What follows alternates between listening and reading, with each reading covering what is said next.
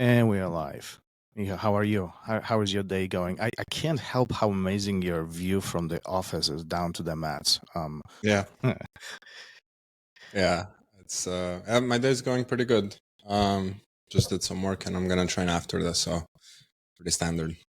Pretty standard. Do you utilize that view to peek on what's going on down towards the mat, or is that you ignore that Yeah, often? I do. I used to have my desk closer to the window, but it was like a little bit distracting. So now I'll just kind of like check what's going on, and then also sometimes just see who's there, because you never know. Like sometimes people come in and I'm like, oh yeah, look at that world champion right there. Let me put my stuff on. Let's go and get our hands dirty a little bit, huh? Yeah. What's interesting about your story? Thanks for joining me today for this conversation.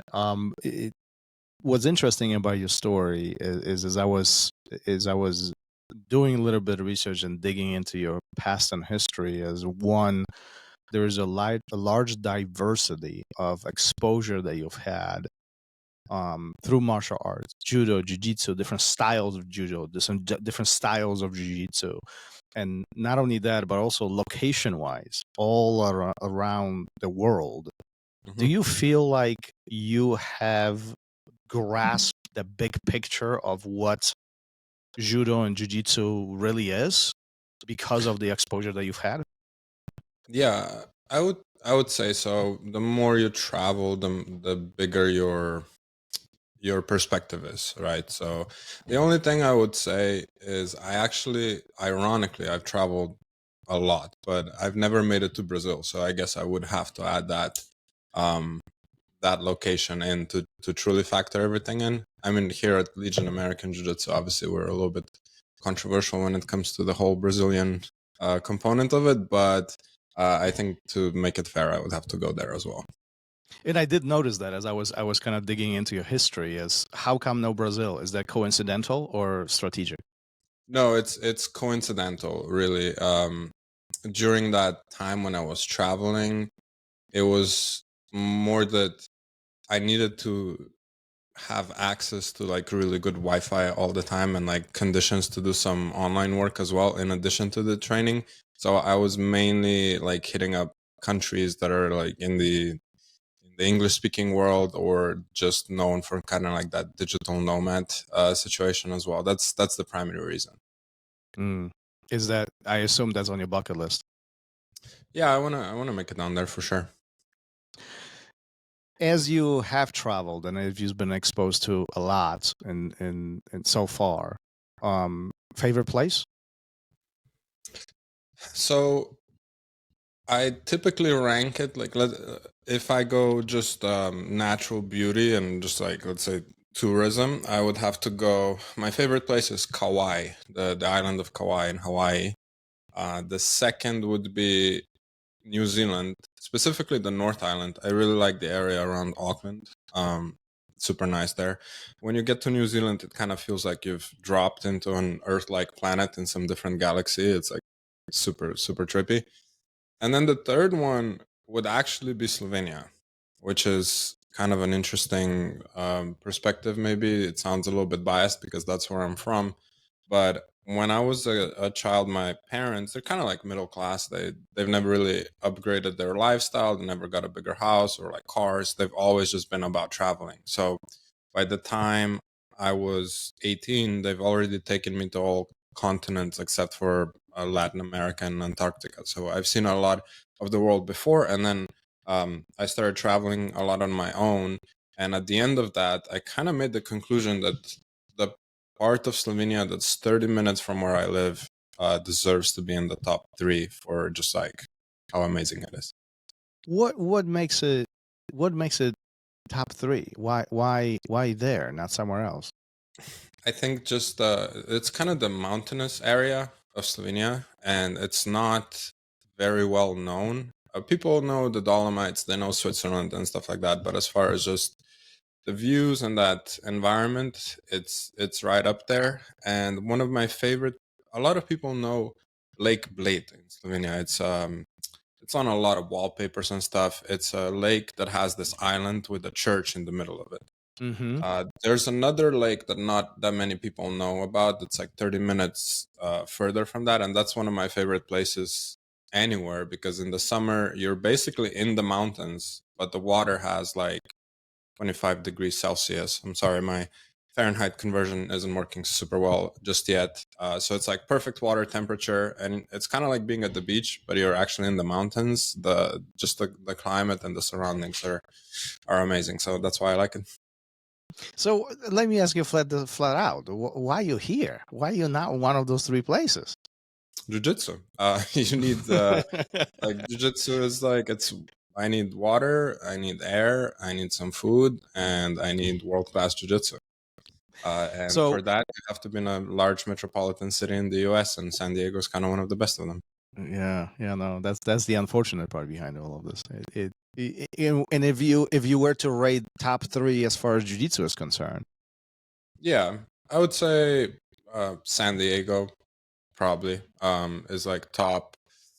Uh, New York, when the Danaher Death Squad was there, that was a really cool place to be.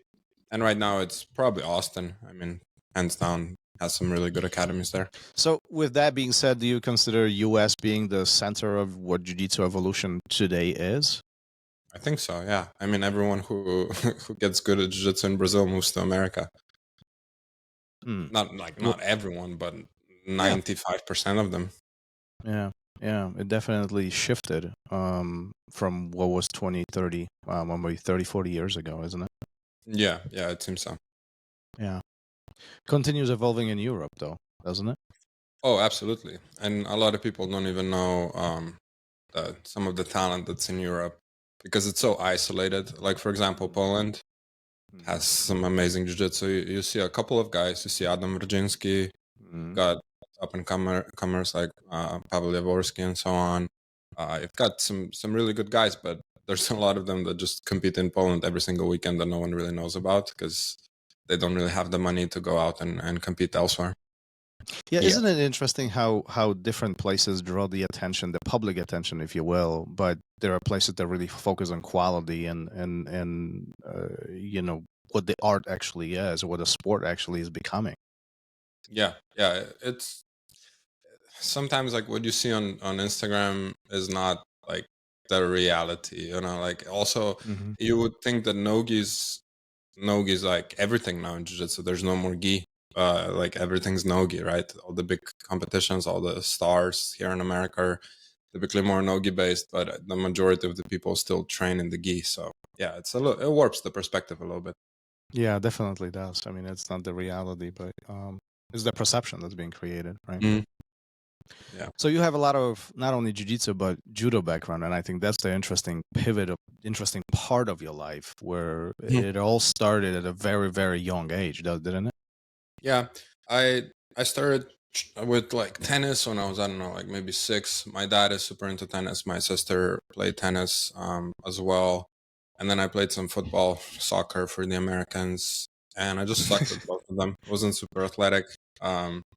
Then I discovered judo because one of our family friends was training, and it was in this. It was actually at the police station in my hometown, and like the second floor, there was like a little dojo. So I went there once and started training.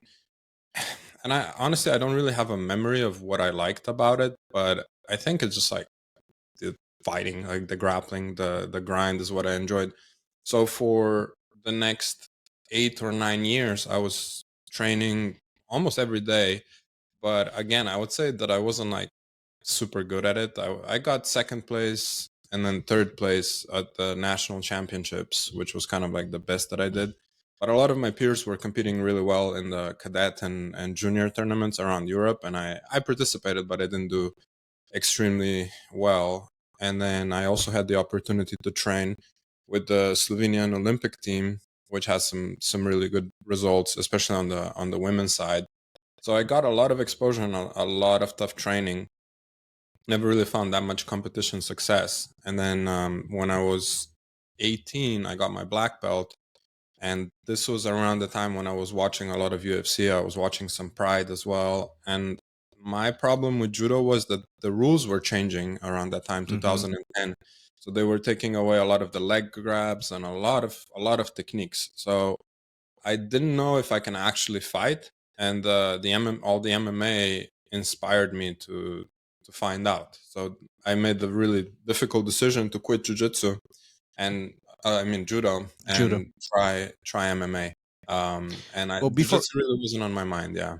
So before we get to the MMA and jiu-jitsu stuff, let's dig into the judo stuff, because I think this is the fascinating part. So is judo a choice by design, or there's nothing else to choose from? For those who are not listening, I mean, Yeah. the environment in Europe at that time, even today, is not like it's in US, where you have every major city has a 20 or 50 different academies that you can pick from.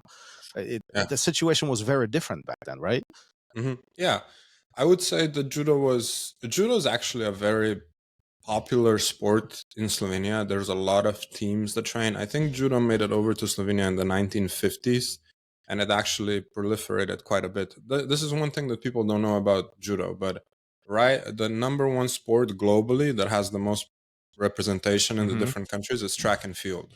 Number two is actually judo, and so it's popular. And after we started to have a lot of success in the Olympics, and by we, I mean not me, but the people who actually won the medals, it got even more popular. But as far as like the landscape, at least in my hometown, the sports that are more popular, that more people do, are those that I mentioned already. Like soccer is number one, basketball. A lot of people know, like Luka Doncic, he's Slovenian. And then for some reason, Slovenians really enjoy sports where you suffer a lot, like endurance stuff. Like the best cyclist in the world is Slovenian. You have a lot of Nordic runners, and winter sports in general. But yeah, anything where you're like suffering for a prolonged period of time really appeals to people. So let's be honest, judo is not like the easiest sport in the world. The suffering factor is quite high. Yeah, I think that's what I enjoyed about it, and why I chose to continue with it, because I'm doing in August, I'm doing this Origin camp that's over in Maine, and it's the first time in a long time that I've done a camp. And I was thinking back to some of my favorite memories from my childhood, and it's actually the judo camps. And the thing that I think back to with the most fondness is actually the feeling of having your wrists and your neck so abrased by the gi that it feels like they're on fire the entire time, and just like having like a bunch of scrapes, just being so sore, and just like continuing to wake up, run, go do 3 training sessions, and then try to relax in the middle. Those are some of my favorite memories. So that's always like, so I mean, that sounds crazy.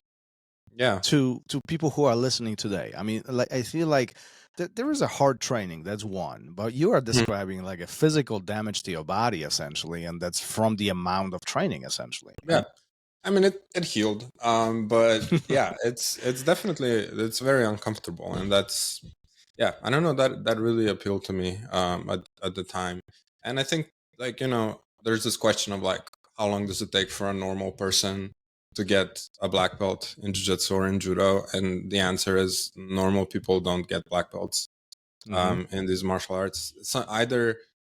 I think that's a question that I've been thinking a lot about. It's kind of philosophical.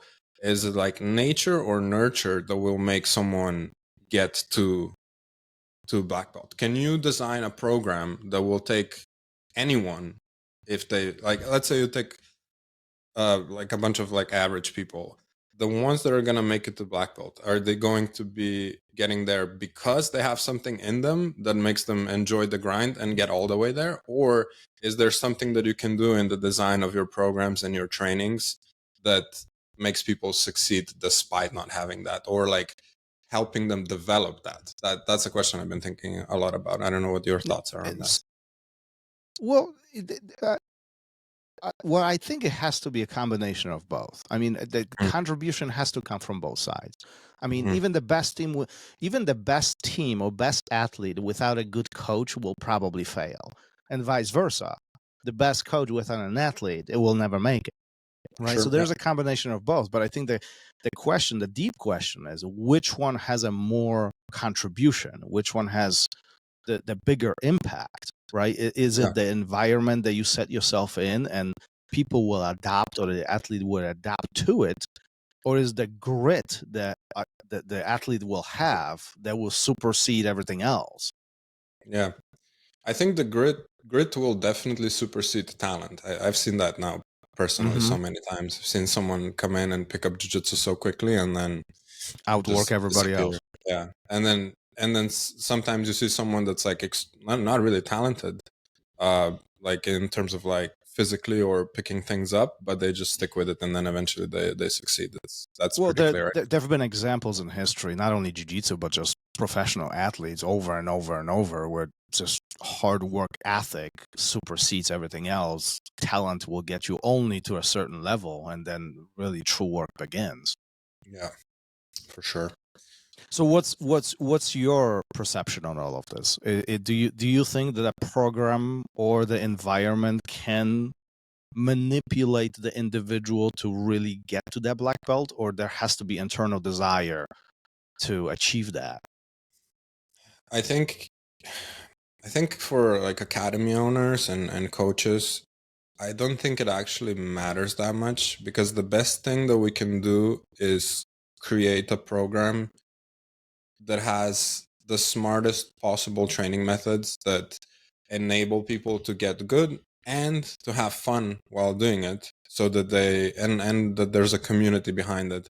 So we basically create an environment that gives them what they need to continue training, if they have the grit in them or if they don't, because if they have it, they'll just succeed anyways. And if they don't really have that yet, and it needs some time to develop, if that's possible, then the program being designed well and having the curriculums and everything will help them succeed no matter what. So I kind of agree with you that I think it has to be a combination of both. So here's another question that comes to mind. Do you think the grit can be developed, or is it something that comes from within? I think it can be. It can be developed, I guess. I mean, I've seen, for example, in our kids program, what I observe sometimes is that uh, kids come in sometimes like very shy, very reserved, and then eventually they kind of blossom into it. I've been paying more attention to that, just like in observing that behavior with adults. I think it's kind of similar, but it's typically, I think, found within already, and sometimes it takes a lot of time to even like realize that you have that, because it's kind of primal. It's kind of like a survival instinct, I think, that's like in our DNA. Because if you don't have that, and like if we didn't live in such a polite society, you wouldn't really exist for long. Yeah, I have to agree with you. I think for some people, it's just hidden so deep that it needs to be dug out and polished in a Yeah. way. But Yeah. if you don't have it, you don't have it. Like anything. Do you ever find yourself in a situation where you have new students coming in, or whether kids or adults, and like within few days or a week or a couple weeks, you can determine whether that's somebody who's going to stick around, or somebody that, I don't know, that this is going to be hard. Not necessarily they will quit, but this is going to be challenging for them. I think I have a pretty good gauge on it, but I'm also so frequently wrong that someone proves me wrong, like in either way, in either case, that I try to not have a lot of confidence in it anymore, honestly. And like I said, it's just like you try to give them the best possible path without nerfing jujitsu. That's one thing that we really try not to do. Is like make jujitsu not what it actually is. Take out like the hard parts of it. So yeah, but one thing that I do notice frequently is that, I mean, it's kind of obvious. People who have already been athletic or have already been taking care of their body, they come in to try something new, for example, they have a higher chance of success than someone who's been mostly sedentary or not taking really good care of themselves. It's just so much harder to get into it. Your body needs a little bit longer to adjust, and then eventually it kind of like evens itself out. And that being said, people also make like huge lifestyle changes and lose a lot of weight doing jiu-jitsu, but it's just higher upfront for sure. Well, and there's the I'm second factor. And there's the second factor. People who are active in their life, whether prior or during the jiu-jitsu, are more likely to return if there is a pause for whatever reason it is, right? And we yeah. all experiencing pauses, whether life or injury or health or whatever it is. Sometimes we get a pause for a week or two. And returning is hard for those who have more of a, let's just call it, casual lifestyle versus athletic lifestyle. Yeah, I agree. And I think that's why it's more important in the early going anyways to kind of explain to people what jiu-jitsu really is, like what it's about, how to, like, what it even is because when you come in, you just see people rolling around the floor in a pajama or like some spandex and you don't really know what's going on. So making them understand that, and then also find the fun in it, because you're not really going to come if it's not fun. There has to be some fun somewhere, and it can be like hard sparring. That's like the funnest thing for me personally, but you have to make it fun, otherwise they just don't continue coming. But that's a very different, everything that we're describing right now, that's a very different approach that what you described in that judo program years ago. Because you, I mean, one of the first things that you said, that you were there 6 days a week. You are grinding. There was a physical wear and tear, if you will. I mean, you describe your wrist and your shoulders and all that, but I'm just imagining. I mean, look, I've been in judo programs. I know what this looks like. You're talking about not only uchikomis over and over and over, which has a significant physical component to it, but also you getting slammed several dozens of times, right? Every single day. Yeah, I actually developed sciatica on one side of my back, and I realized that it's from getting thrown on the same side over and over, and then also being in school. And those like Central Eastern European school chairs, probably like the wooden, like hard. Oh yeah, I remember. I was born in Poland, so like I remember. Oh, you were born there. Got it. Yeah, you know exactly. I know exactly what you mean. Sitting in there and then like getting thrown all afternoon, that'll do some damage for sure. But luckily, when you're young, I think it just heals. So. But let me ask you this then. There is a wear and tear, wrists, shoulders. You are describing a clear injuries, and I mean, you continue training. Yeah, those wrists and shoulders, like that's just skin, just like abrasion. That's not big deal. But let's be honest. Hold on a second. Hold on. Let's be honest. There is dozens of people who go to There's thousands of people who go to jiu-jitsu academies around the world, and they get bruises and they get blisters and they never go back. And you're describing tenfold something worse, right? Why you keep going back? I don't know. I just personally really enjoy pushing through that. It might just be the Slovenian thing. Like, enjoy suffering for whatever reason. I don't know. It's probably in our DNA or something. I think that's grit for sure, because that's been my superpower in jiu-jitsu has been just like having a lot of that grit. And when we talk about like when I discovered jiu-jitsu, that like really helped, because the level of grit necessary to go through a judo program is much higher than going through a jiu-jitsu program. I agree. That's why I'm picking your brain on this. That's why I want you to share these things, because I think, especially in the US, I feel like jiu-jitsu is turning, and maybe rightfully so, but it's turning into this casual activity. It's not a professional sport. It's not an Olympic sport. Is not a professional activity where you have to show up at certain days and you have to train. Like, there's no must. Is a want.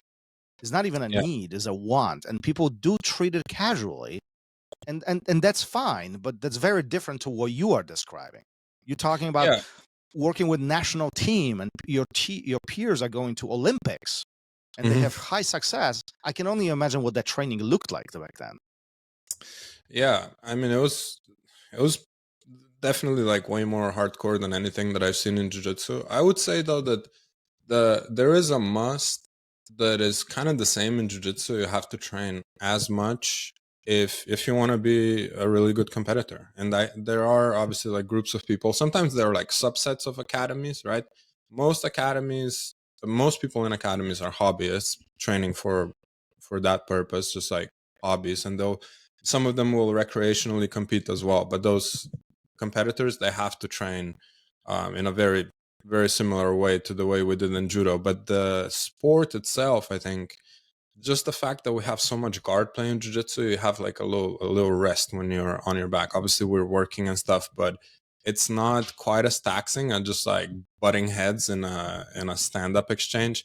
Anyone that does jiu-jitsu, if your coach has you do, I don't know, just some stand-up sparring, no groundwork, just takedowns, and if you like engage yourself fully, that's so much more tiring. Oh yeah. Yeah. But yeah, I can tell you like the most hardcore training that I've ever experienced in my life was actually in this dojo. It's called Sankaku in Slovenia, where that's the team that had the most success in the Olympics. It's under one coach, and there was like at the time, now it grew because of the success, and they added like a whole new mat space. But when I first got there, it was actually kind of like a Japanese style building, a house that had those like sliding doors and stuff, and like one little dojo area, and there was like 100-year-old house next to it on the same property. I think probably like someone elderly lived there and passed away. So when I got there, I was in the living room of this old house on the floor on a tatami with like a sleeping bag and like some of my stuff. And the training would start at 6 a.m. We would be in the driveway just doing like calisthenics stuff. Honestly, it was like, from a sports science perspective, really dumb stuff. From getting really mentally tough, it was like pretty good. So we would do, I remember, those like wheelbarrow drills where like one person's holding your ankles and then you're walking around. I think the coach made us do that just because there was like a bunch of gravel on top of the asphalt, so it was like hurting your hands and stuff. And then we would go do hill sprints like in the forest and stuff. And then we would train most of the time like three sessions as well. Before it started, everyone got on their knees, had like a little rag, and would like continue in a line across the mat to clean all the debris off the mat. So like very kind of Japanese style. And then I've also like, it got to the point where someone would be going to jail in America, where I remember one time, I think I was 15, I was sparring with this girl who's kind of like close to my size, but this coach was like watching her and her performance, and I was throwing her around. I mean, everyone was like super overtrained all the time. So after I throw her, the guy shows up with like a bamboo stick. It was like a hollow bamboo stick, and he just like whacks her right like on her face, and the stick breaks.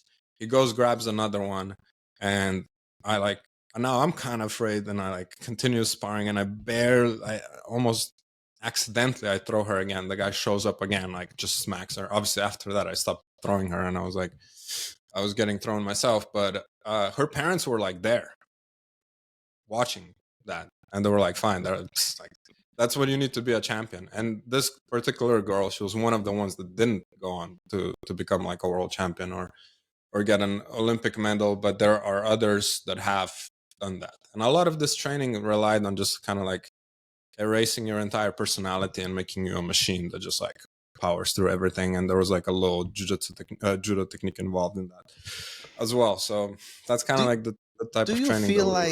Do you feel like that was a typical European mentality when it comes to just culturally?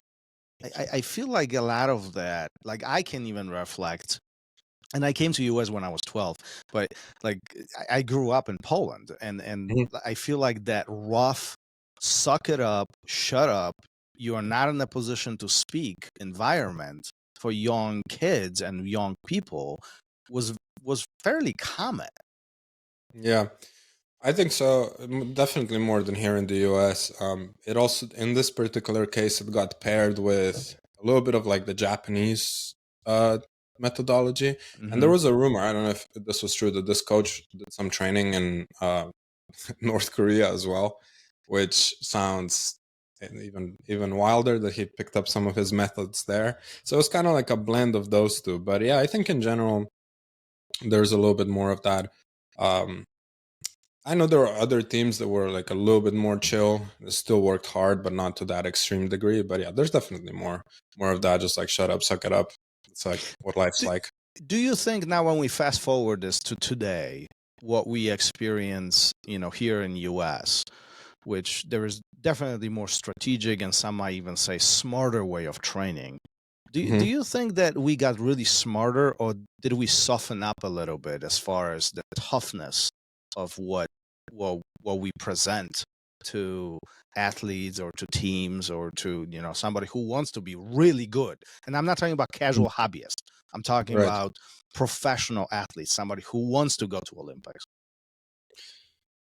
Yeah, I think it's definitely like a little bit softer there. I don't really know about the judo situation in the US. I'm not like that attuned to it. I think it's like a little bit smaller and kind of like underdeveloped, underrepresented. But one thing that I do think of is the wrestling culture, especially like in the Midwest. When I think like Iowa, Pennsylvania, and stuff like that, I think in those wrestling rooms you probably find a lot of the similar stuff that I was just talking about. So I think that's where it resides for the most part. Yeah, definitely. Yeah, you make a good point. I mean, the wrestling rooms that's a different dynamic. Yeah. Yeah, So, but this is just like it's missing in jiu-jitsu a little bit because like the culture is not there. It's like smoke some pot before training, do a couple of rounds, go have yeah, an acai bowl, and yeah. then like flip flops to the beach, jump in, and stuff like that. Well, why do you So think that is then? I mean, like from one Mhm. side we have everybody wants to be good at jiu-jitsu. I don't know one person who steps on a mat doesn't want to be good, and good is in quotes, but whatever that Yeah, definition for them means. But everybody wants to be good. Everyone wants to get better. Yet we do have this approach of, hey, let's chill, let's have acai, let's go surf, let's chill, let's talk, let's bond. Now, yeah. the hard work ethic is not the same as what you describe or what could be even seen in other sports. Yeah, it's a trade-off. People say that they want to be good, but Do they to a really? point, right? Like, they don't want to do some of the things that being good requires because there's a toll on the body and so on that requires. So I think for most people it's like, yeah, like going up to a point. I think though, again, like for hobbyists, I have no problem stretching the timeline a little bit because if you want to get good and you want to get good quick, if you go to like, I don't know, like um John Danaher's program, for example, I think he's got like a really good combination of working hard because they do train 3 times a week, and then a lot of the guys lift afterwards as well, or like in between, and also working smart, where the training sessions aren't insane. They're like the sparring part. There's a lot of specific sparring, and the rounds are not extremely long because like some rooms you'll do, I don't know, like 2 hours of sparring, and then that's basically one session, and you'll only be really able to do some drilling. You can't do that twice a day, or at least not productively. So if you want to get good quick, then you're gonna have to take some of the same steps. If you just want to get good over 10 years, then I think the chill approach actually has some merit because it will not degrade your body as much and you'll be able to just do jujitsu for longer. So in the long term, you'll get the benefits, but in the short term, it just won't be as quick. The question is, are we patient enough to take the long approach? And I think that's where a lot of challenges come in. Yeah. Yeah. I mean, I wasn't particularly patient. I think, yeah, I also see here at Legion now that we've been open for 5 years. There are people who have been with us from the beginning who started jiu-jitsu here, and they're like, I run into someone here and there, and I think, damn, yeah, that guy's been putting in some work now, and he's getting good now. But some of these guys aren't like competitors; they're not going particularly hard, but they're definitely improving. So I think that's a viable path too. Yeah, yeah, for sure. So then around what 2010, 2011, you begin MMA, and Yeah. that's a big pivot off Mhm. of judo. Yeah. I I was training judo, and at the time, the the place where I was training was in my hometown, and I didn't really have that many training partners that were close to my size. And then the rule changes I already mentioned were happening, so I was in training, and I found myself looking at the clock, and I was like, how much longer to have the training end. And I was like, whoa, like that's super weird. I've never had that before. That's not good. So I eventually made the decision to just find an MMA team. And in my hometown, there were actually two. One of them was like a like a bullshit, like kind of like McDojo type situation. Some weird guy who kind of actually ran like a culty thing in the woods almost, but like branded it as MMA. And then the other one was like a team that was kind of brand new. It was like a year old. So I go to this community fitness center in my hometown, and there's probably like 8 guys in there just laying down mats, the puzzle mats. You know which ones. Those are also very common in Poland. So that's where they're true putting wear them, and tear comes in. yeah, yeah. They're just putting them down on the basketball court. And before you then continue, I gotta say, yeah, people are 100% spoiled these days. oh Not yeah, only the mats are the mats, but they are elevated on spring floors or whatever yeah. foam flooring, nicely done, cleaned multiple times. Don't you agree with me? I Of course I mean, do. Yeah. My like coach back in Slovenia never cleaned the mats. Like I I, never seen him clean the mats, like ever. plus And the I Mets never had probably staff were like either. Like, I don't three know. quarter. Plus the Mets were probably 3/4 of an inch, if not the puzzle Yeah. mats. I mean, like that's what I remember starting out. Like, Yeah. Yeah. Yeah. anyhow, Those are the sorry to ones. interrupt you, but I Oh, I do feel that our students are completely spoiled today. yeah, for sure. I mean, we have like a nice subfloor. I think I think if I had to give some academy owners advice, I would say invest in a spring floor. It will actually enable people to do more judo and better takedowns and stuff. That's worth a couple $1,000. I But 100% agree. I have them in my yeah, academy, and I would not go back. There's no way. Matter of fact, yeah. we have a smaller mat that doesn't have a subfloors. That Mhm. we do a lot of stand up and fitness and other things, and there's a Yeah. huge difference between them. But anyhow, Yeah, I also think of all the times that I was competing on puzzle mats, and I would go for like a big judo throw and it worked, but in the process I would like slam my own head in the mat as well with mm-hmm. like a haragoshi or something. Mm-hmm. Probably got a couple concussions that way. Oh But yeah. yeah, anyways, I end up in that room and I remember it was around the time when I was doing my finals for my high school. It's kind of like the SAT here in America. Mm-hmm. I think I went to the first class the day before, and I roll up and it's like boxing MMA sparring, and I go with this guy who's kind of like I didn't know at the time, but he's kind of like a mad enforcer, but for boxing he's like a pretty vicious boxer. And I remember I have these like lame gel MMA gloves that I bought, and I come in and I know zero stand up, and we like do sparring. And the guy, and I guess I kind of like touched him by mistake, and the guy hit me so hard that like everything turned green. I wasn't like knocked down or knocked out, but like everything was kind of green and like You mean visually? definitely, yeah, visually everything I was seeing for a while was green, which is probably not super good for your brain, I imagine. But yeah, I did that training, and like I liked parts of it for sure. Hold on. Uh, Walk me through that moment. Hold on. Rewind, Seth. yeah, Because that story on its own is good. So, yeah, so what are you guys engaging in sparring, or this is like yeah. We're just random? like doing full on MMA sparring. Yeah, there were a couple drills, I think, like jab, right, straight, a little bit of pad work, I guess, and then I was like, yeah, like just let's just spar. And I didn't really have any ways yet to close the distance. We haven't. I knew how to do a double leg kinda because there was a Marotogari takedown in judo, but I think this was just stand up sparring if I remember correctly. And yeah, I just like ate a couple of hooks, and otherwise had a great time. So I went home. And instead of studying, I just went to sleep, I remember. And thankfully, the exam was history, which is the one thing that I'm actually like, that I'm pretty good at it. So I still nailed it, but it was close. It was close for sure. And then I went back the next time, So and are they you told me not? to Hold go. on. So you're not thinking like maybe this is not for me. I just got knocked out Mm. cold. I see colors. No, I Like, didn't get knocked out. I oh, didn't get knocked down. okay. I was just like dazed for sure. No, I was like, I'm gonna fucking get this guy. Like, I'm gonna be beating his ass pretty soon. You know, that's what I was thinking. I was like, there's stuff that I have to learn, I guess. So next time they told me bring a gi, and this team actually was under alliance Oh, somehow. okay. Yeah, somehow the coach would drive to Zagreb, Croatia, which is like a 2-hour drive. It's like LA to San Diego. And he would train there, and he got his blue belt. So he was a blue belt. He had like a little bit of boxing experience, a little bit of Muay Thai, but a blue belt. And the first thing that he was showing was the Lahiva. So it was like first class, we were doing like the Lahiva stuff.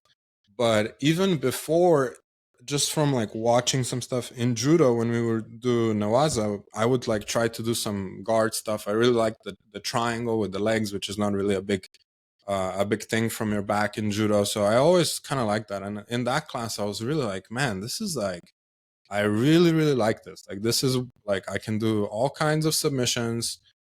And yeah, I wasn't even doing like that great. I could throw everyone, but there were guys in there who were like, I don't know, like accountants. There were a lot of like petty criminals. One guy was doing like a lot of import export around the Balkans, if you know what I mean. Some people were like selling steroids on the side. And my gym nemesis at the time was actually a bodybuilder who I think is still the guy with the biggest torso that I've ever rolled with. This guy was like 260 pounds, like full-on bodybuilder.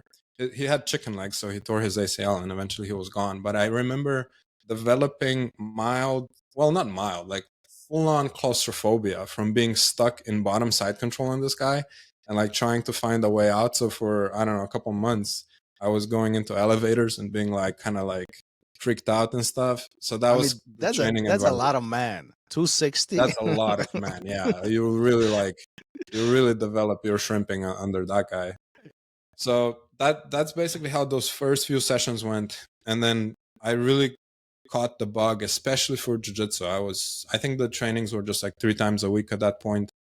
And then I was like, just all the other days, I was just trying to find anything I could on the internet and just like constantly thinking about it. And also just improving my striking and taking less hits. After a while, the guys realized too that I'm like working hard and that I'm not causing any issues or anything. So I wasn't really getting mat enforced or anything. And then the gym actually moved. So the coach found this place next to the train station, kind of like a semi-abandoned warehouse. And you had to go past this security guard and then find this like unit, go up the stairs. And I swear, if I took one of our members here and I took them to that place, they would not go in because they would be afraid of getting killed there or something. It's just like the most stereotypical Eastern European warehouse you can think of. And then like one room had mats, a couple of bags, and like a makeshift shower situation there. And that's where we trained basically. Yeah, so then I started to compete in both MMA and jiu-jitsu, and after like 3-4 months of training, kind of like right away. I got a pretty good story about my first jiu-jitsu competition, if you want to hear it. Do tell, because right now every story that you tell is better than the one before. So I can't wait for this. So it was in Belgrade in Serbia. So we drive down there. I think it's like a 6-hour drive.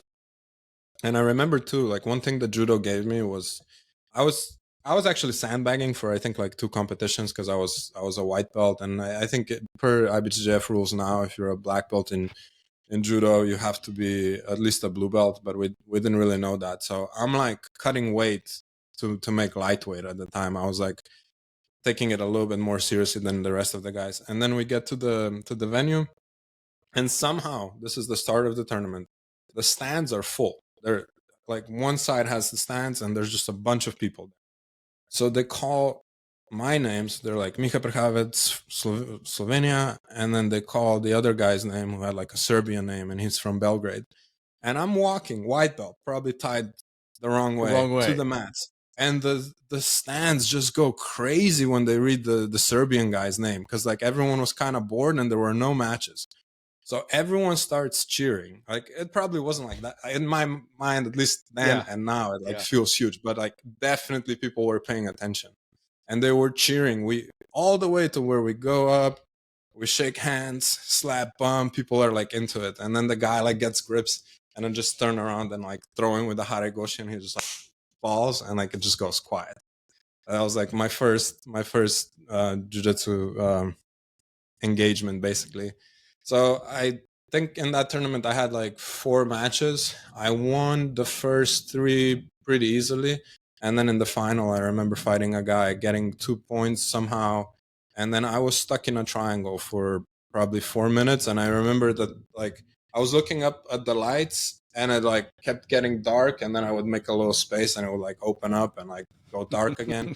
But eventually I got my head out, and I actually got the distinction of winning my first jiu-jitsu competition as a white belt. So that's kind of how it went. Like training, just going around the Balkans a bunch and just finding competitions, because there were some, but like you really had to put in a lot of effort to make it to them.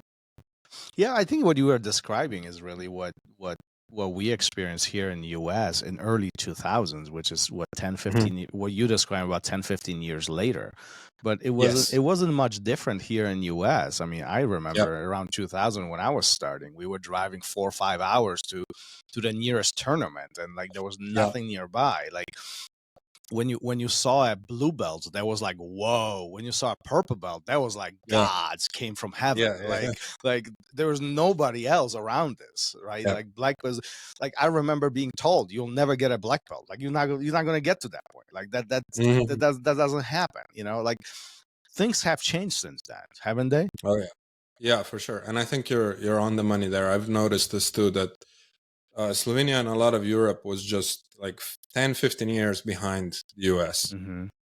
Yeah, that's definitely been the case. And I honestly, I mean, I haven't been paying that much attention, but I was kind of fortunate. I think the jiu-jitsu scene kind of peaked around the time when I was getting started. I feel like after I left in like 2014ish, it kind of declined a little bit. There wasn't as much going on.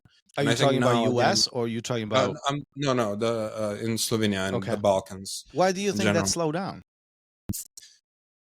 I think because it relied so much on the enthusiasm of like a select group of people, the coaches, the organizers, and because not that many people were doing it, the payback just wasn't really there to be putting in that much effort. But I'm absolutely certain, and I know for a fact that right now more people are training jiu-jitsu than ever. So it's kind of back. But I definitely felt like 10 years after, so like maybe like 2017, there wasn't as much going on. Let me ask you this, and I might be putting you on a spot here, but jiu-jitsu in Europe today is developing pretty fast, especially in that Slovakian area, whether that's Poland or nearby countries. It's technically is becoming really, really strong. Do you think that in the next decade or two, that region of world will suppress what we're seeing in US from a skill perspective, not from amount, but from a technical skill perspective? No, I don't think so, because the people who get really good there are going to move to the US. Because of the opportunities. Yeah, and to further their training, because I mean, like I mentioned Poland earlier, there are plenty of tough guys to train with, but it does make sense to, if you're like an Adam Virginsky type guy, you have to go to Checkmate HQ. You know, you have to train with those guys. Or I know he's in Vegas now training there as well. So I think those guys will be looking for those opportunities, and then also like the competitions, right? A lot of these professional competitions that pay money and stuff and raise your profile, they're here in the US. Yeah. But I think despite that, the level is just gonna keep growing, and people are gonna put some respect on European BJJ name. Yeah, no, I do agree with that. Rather. Yeah, I do agree with that. I think the skill set is going to continue growing. It's going to be interesting how all of this continues unfolding. You know, with everything that you've shared up to this point, do you feel like the culture, the desire, the grit in Europe is much higher than what we are experiencing here in the US?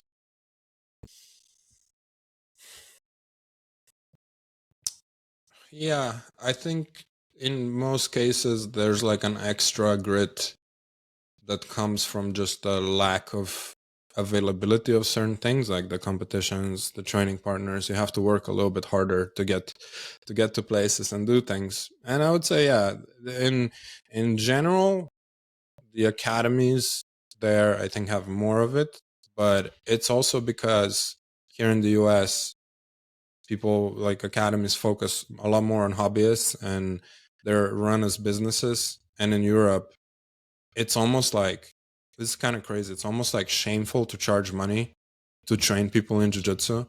I see these posts on Reddit like all the time, where it's like someone's like, "Oh my, this gym that I want to go to is like $200 a month. Is that a lot?" And there's always like European people in there that are like, "Yeah, the place where I train is like $30 a month, or like, I don't know, $60 a year or something."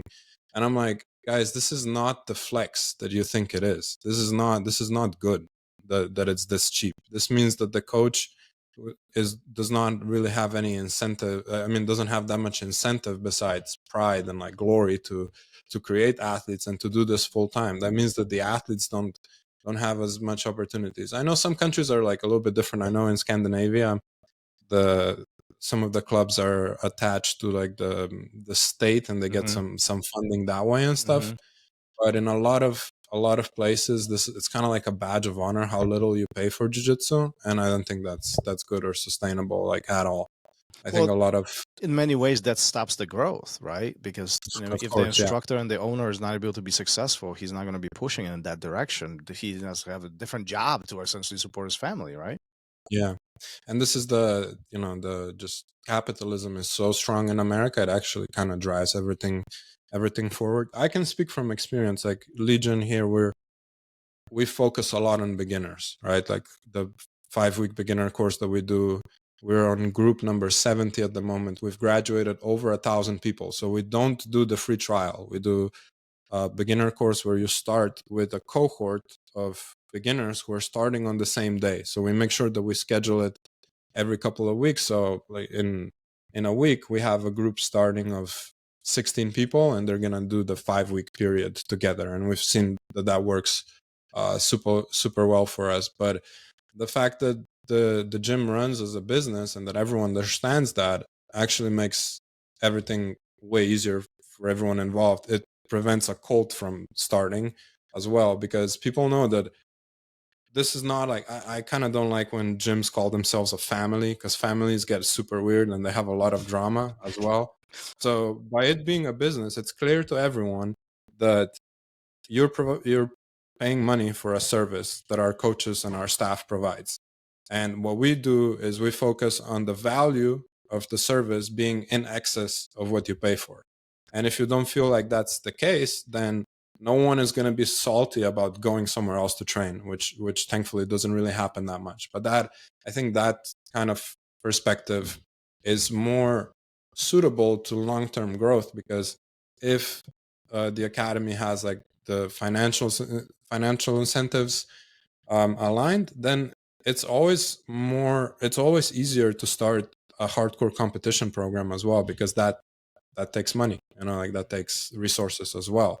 And I just had this conversation this morning with somebody I know, and we were just discussing pros and cons of culturally how all of this unfolds. From one side, we have this business aspect of jiu-jitsu, which is very much so transactional. That's what you're describing. I'm providing a service, you're paying me money. There is not much of a emotional attachment to us. We just want to be fair in both directions, right? But from the other side, there is this quote unquote culture or family or community. That's a better word. Community that we want to create, and that is very much so countering the transactional approach, right? So how do we find this happy medium where I think they're not actually exclusive to each other, because like I know our academy, can just speak for us. We've got like a really good community here. We like do a lot of events where people hang out. People make like friends here. They can stay. Like we actually encourage people to stay after training, because we have enough space on the mats and everything to like talk afterwards, to just like basically bond and build friendships that way. So it's like not totally exclusive. And I think like some businesses, not jiu-jitsu academies per se, they kind of rely on like providing a community or like building that, right? So I think if you're smart about it, and if you can integrate that as a part of your offering at the academy, or just like, obviously we primarily focus on running a class and like having people learn some stuff and then spar and so on, but the community kind of builds itself around that. So that I think it's actually very important. Well, but there's a lot of, let me dig on this a little bit more, because there's a lot of instructors and a lot of academies that struggle with the fact of, oh, listen, we are community, and now you're going somewhere else, and now there's bad feelings, and like, oh, you are a traitor, and this goes really bad in some cases. Like, we've seen this everywhere, right? So like, how do you create these separations? Like, how did you find this, making this successful, in a sense of, look, this is an exchange. I'm providing service. There is something I'm expecting in return. But you know, if you choose to go somewhere else, life is good. Like it's not that big of a deal. It's literally that. I think in the old days, this Creonchi mentality and all that, it made more sense because this gym knew the Lehiva and that one didn't. So when the blue belts would compete against each other, those guys would be getting swept and they would lose, right? Or like, this guy knew there was like a technology battle. And if you learned my technology and then you went to the other side of town and you told those guys, I get that, like everyone gets that, I think. But that's not the case anymore. Like, first of all, information on just like moves and stuff is everywhere. So, and it's like instant. Someone does something in a tournament on Saturday, in 30 minutes some guy is gonna have a breakdown on Instagram if you wanna catch that. So that isn't it's not that important anymore. So that's the first thing. And the second thing is, I think a lot of it now just comes down to insecurity. And if you really focus on providing people the best possible training, the best techniques, and if you can create the culture that people enjoy, because let's say one person could quit because they don't they don't get enough hard training or they don't get good techniques, and another might quit because they're beefing with some guy and they don't like each other, and there's like a clique, like like one type of group and another type of group, they're clashing. If you prevent those things, then there shouldn't really be a problem. And yeah, that just the lack of insecurity, I think, is the most important part. If someone wants to go train somewhere else, if that happens, like right now, after we're done here, my front desk staff tells me that some person's doing that, I'm like, okay, let's think about what happened. Let's try to see if there's anything that we could have done better. But like, good luck to the guy. I hope he goes like right across the street to a gym and keeps training jiu-jitsu and keeps getting better. That's the most important thing, but no hard feelings. So why is this so difficult for some? I mean, this is such a simple thought. And first of all, I 100% agree with you on everything that you're saying. Yeah. But yet, there is tons of environments where that thought is not even acceptable. I don't know. It might be just like a really old school mentality, I guess. To be honest, I don't really have a good answer there for you. I think it's just, it's either old school or people aren't putting in as much work as they think they are when it comes to either even like attracting students in the first place. Because like if your academy is struggling and you're not getting any new students and you're kind of like, or like you're super flat at a point where you're barely profitable, then any loss is like devastating. Like, oh damn. And then if there's like a couple in a row, now it's a trend, and now you're like trailing down, and you're a business owner and a coach, and that's like stressful, right? So that's one thing. It could be the fundamentals of the business itself, and the other could be just you're I mean, that's kind of what it comes down to, I think. It's like stress. And some of this is very difficult for others, for some people out there. So look, there was a lot of grit, a lot of tough training. There's no doubt about it in your past, starting from age of 10, going through judo, MMA, then jiu-jitsu, traveling around the world. Do you think that all of these things are a contributor to your success today? The fact that, you own an academy, you are living in US, and, many would consider you a lucky cat. I'm sure there's many students who look up to you locally right in your academy. And it's like, that dude got it down. Like he's good. Yeah, I mean, I have to reflect on. I reflect on it quite a bit. I try to incorporate some gratitude into my daily life, and like think about where I am at, because that kid that walked into that community fitness center and got like punched in the head and then did some training with some interesting people. I think the odds of me being where I am right now at that point were 0.0. I mean 0.000, and then there might be a digit that isn't zero there, but like extremely small.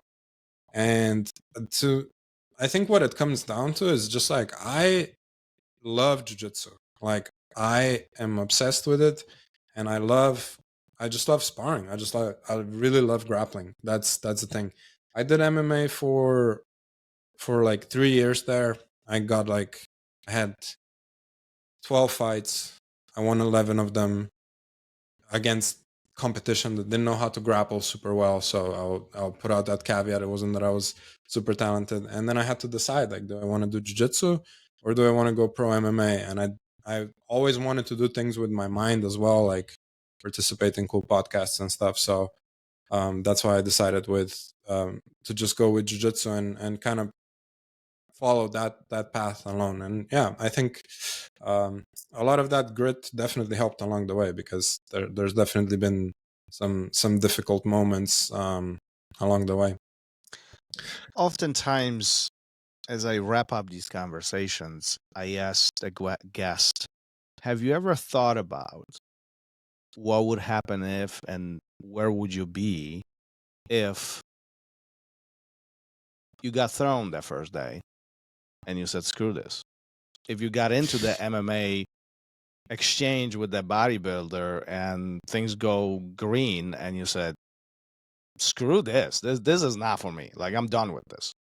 Yeah. Or many other events as you described today. Yeah. Have you ever thought, where would you be, what your life would look like? Like, have you reflected on that? If life went in a different direction? I really don't. I don't want to do that. I'm like afraid of what the answer would be there. I mean, it's not. I'm not. I don't think I'm one of those guys that's like, yeah, I'd either be like in jail or dead if I didn't find jiu-jitsu. That's very dramatic. Something worse would happen, honestly. And I want to preface this with, I actually have a lot more appreciation for this type of lifestyle than I'm actually more afraid of. But what I've always been afraid of would just be like average, like just same as everyone else, like 9 to 5, couple kids, beer belly, doing the same thing as everyone else. That is my greatest fear. Do you find yourself not average? Yeah, I would say definitely not average. Yeah, for sure. Like if you really, I think in jiu-jitsu it's kind of hard for us to like even think about like the average person, because most of the time when we become black belts and stuff, we only really hang out with jiu-jitsu people. But I would say I'm definitely not average, and that doesn't, like, I don't want it to sound cocky and be like I'm exceptional, but I just know I'm not average. You first of all, I gotta say, you're right. Once we become black belts, we only hang out with jiu-jitsu people. Do you know one person who is non-jiu-jitsu person? Yeah. I mean, I'd really like to have a couple of people like that. Like some of my friends they've actually tried jiu-jitsu. They don't do it, but yeah, it's like, I don't know. The average person, I think, is like very different, because there's a lot of people. Like, this is not to have this be like a rant, but I was just talking to someone about like, there's a SeaWorld here in San Diego, right? Mm-hmm.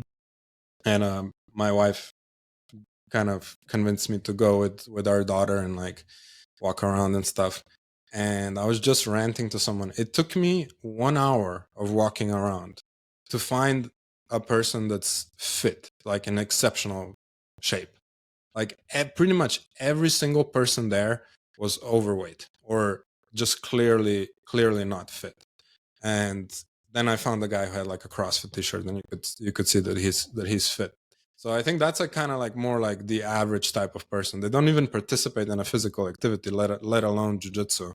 And for us, it's like kind of hard to even have that perspective of what average is. You do bring up a really good point. I think that is very challenging for many. Do you think that might be a contributor why so many don't make to the black belt that we talked about earlier in this conversation? Because of What specifically? because of that very casual, non-fit lifestyle? Yeah, and that's why also I think it's our duty as people that promise this like jiu-jitsu journey to people to make sure that those people have a chance as well, because if you get someone like that, like let's say someone that hasn't been really fit in a long time and now they're 37, they have a desk job, they have a family, they have little time, but something is telling them that they have to start something, right? So they see an ad or they hear about jiu-jitsu on a podcast, and then they find your academy. If you're a coach and you're kind of just focusing on your prospects and the people who are already there and the people who are a little bit more athletic, it's really easy to get that person to flunk out. You just give them tough rounds, you make the training really difficult in the first, and especially confusing. You just make it super confusing. You're just like immediately going to the lahiva. You don't first thing, when they step on the mat, you make them do a lot of shrimping, because no one feels completely dumb and uncoordinated when they do shrimping as the first move. And then you don't show them anything appropriate for their level, and you continue that for the first couple of training. The odds of them coming back are super super slim, right? But I feel like the biggest I think the things that I'm proudest of as a coach are those people who did manage to end up training their lifestyle, and it was mostly because of them. They finally took the step to change their identity from who they were before into something different, and that's actually really really satisfying, I think, and something that we have to pay attention to, because kind of the lazy thing to do for an instructor is to just say, that person wasn't going to make it, and I'm like, too bad, a lot of people don't make it. But typically there's something that we can do when it comes to like programming and stuff like that. Oh, absolutely. I have a student here who, it was when we started our first beginner course. I remember talking to him on the phone, and he was like, yeah, I kind of want to do this, but I'm not sure if I can do it. And I was like, you know what, like, come in, like, I've got some time at XYZ time, come in and we'll do like a little private intro, and we'll see if this is the right thing for you.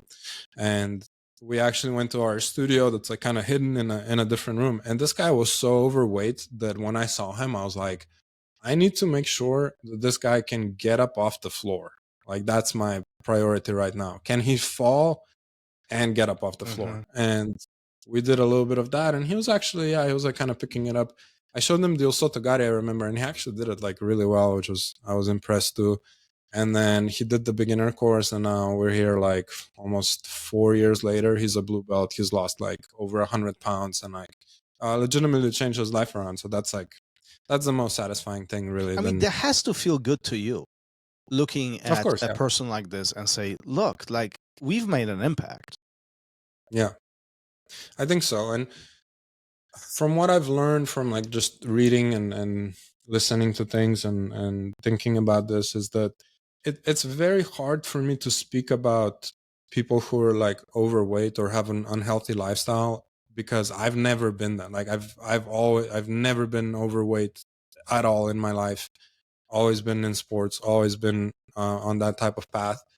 But from what I understand, the biggest thing that you have to change is just like, what is your identity, right? Like, what are you going to decide that you're no longer a person that binge eats chocolate every night, or like does things that, because everyone, when you make choices, you know if it's a good choice or if it's a bad choice. And if you identify as a person who has something in them that makes them take that poor choice, you continue doing that until you change your identity. And if your identity is that you're a jiu-jitsu athlete or like a jiu-jitsu fighter, then you can go on about your day and ask yourself, like, would a jiu-jitsu fighter take this free donut that's in my break room right now?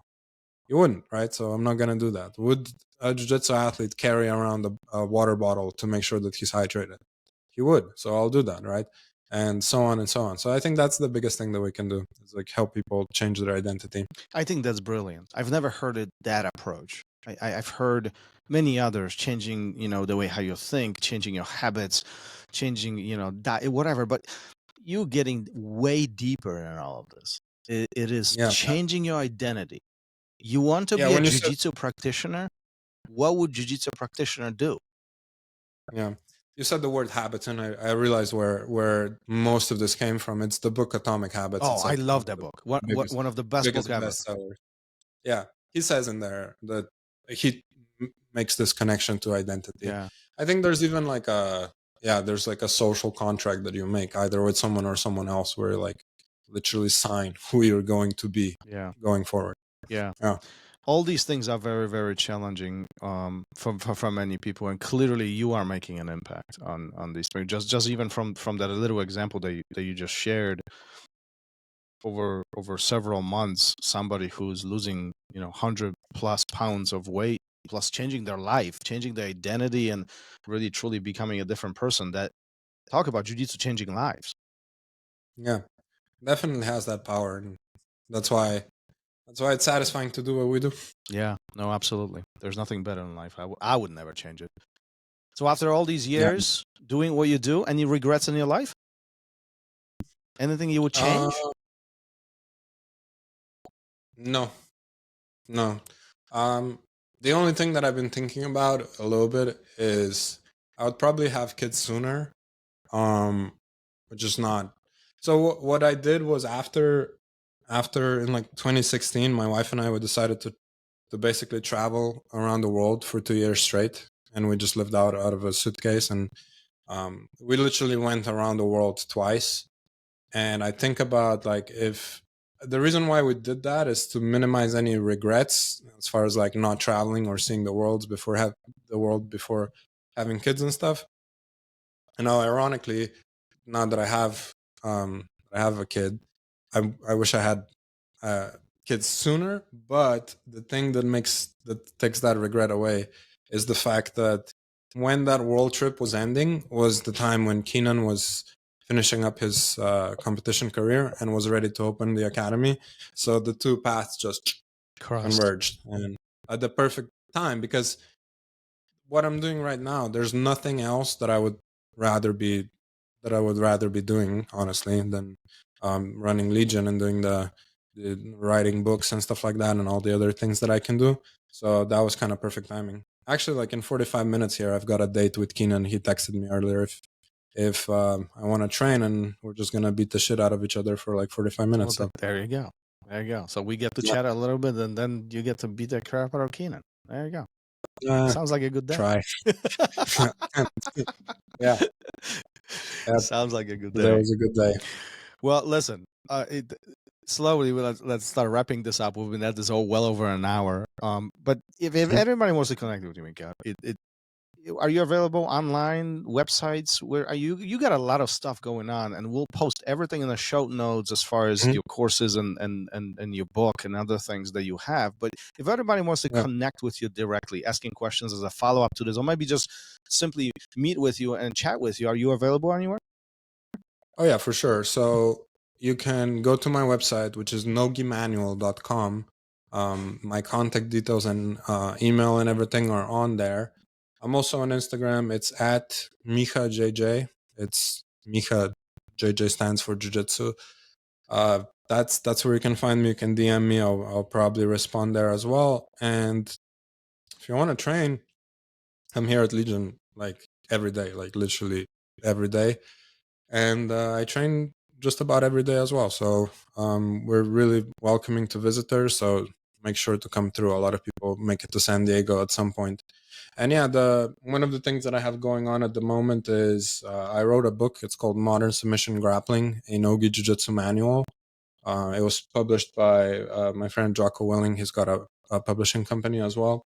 And the reason why I did that, it took like 2 years. I don't really recommend that. It's like so much effort. The reason why I did that is because everyone loves Jiu-Jitsu University and like some similar books, but because it's so easy to make instructionals and so difficult to write books, people stopped writing books. And I felt like because I really enjoy Nogi at the moment. I primarily train Nogi, and and obviously like the scene for Nogi is very popular. I thought that there has to be something that explains to people what modern Nogi is all about. And this book, it doesn't like pretend to be an encyclopedia. Otherwise it would be, like a shelf of books or something.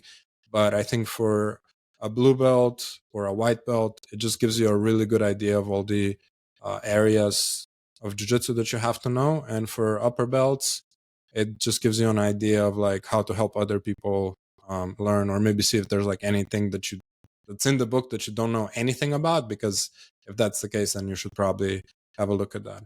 And yeah, then after I did that, because the book has a lot of pictures and descriptions, I thought, well, let's add videos in some way. So I recorded a demonstration for every technique that's in the book, and those are all available for free on my website.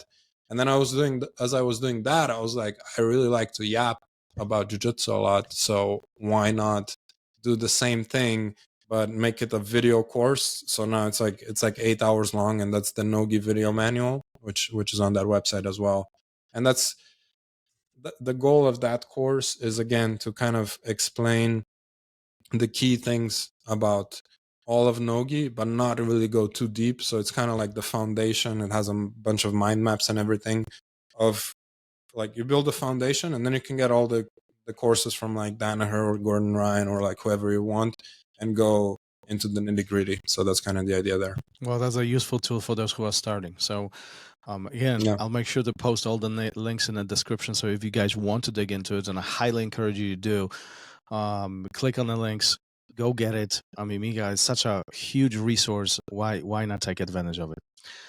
Miha, thank you for being here. It's been a blast chatting for an hour and 15. What a great life.